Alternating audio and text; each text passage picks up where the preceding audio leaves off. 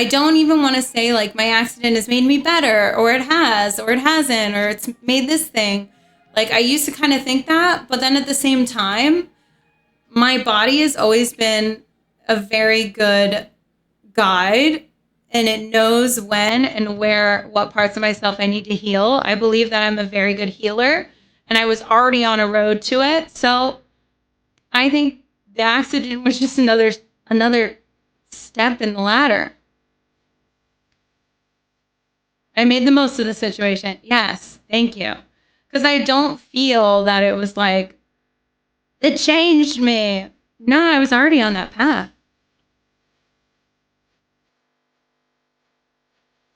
The only thing I can say substantially that my accident did that I'm very happy for is it got me off Adderall.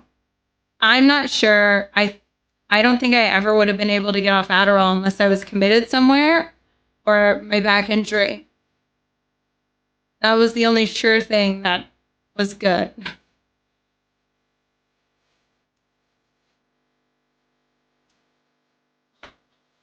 Thanks, Curtis. Life happens.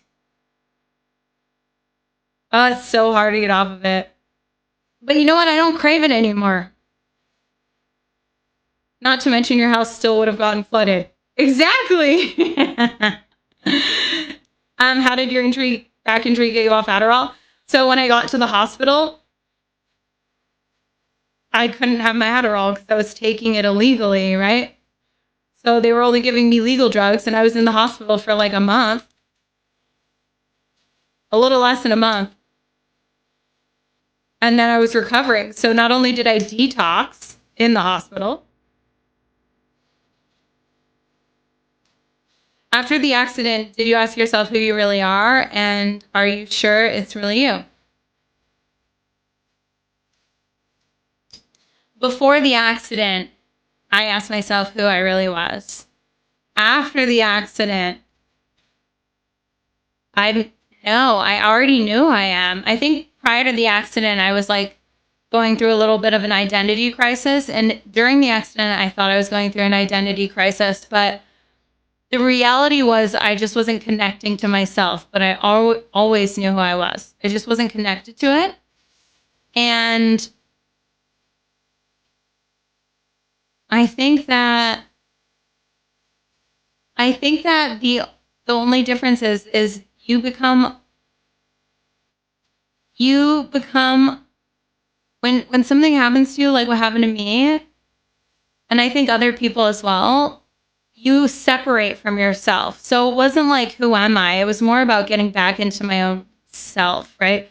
Like, and this has only recently happened. I only recently started doing some things that I liked. Like, I did hiking and I tried to do things that I thought I liked or that I used to do prior to my accident. But it wasn't until like literally this month, like I'm coloring, I'm reading, I'm like, and I'll forego working, I'll forego streaming so I can do things that I used to love. So I think that it's more about becoming connected to yourself, because when you're hurting, you become isolated. And not only do you isolate yourself from others, but you isolate yourself from yourself. You literally isolate yourself from yourself. Juniper, thanks so much for the 12 months. Happy 1 year.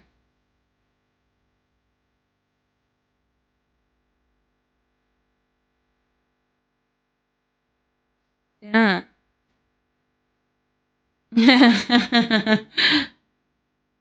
I left out cooking. I did, because I have been cooking every day. So it's true. I did. That's why I think it's a prison. Chronic pain is a prison. Anybody that suffers through chronic pain at any level, it's some sort of a prison.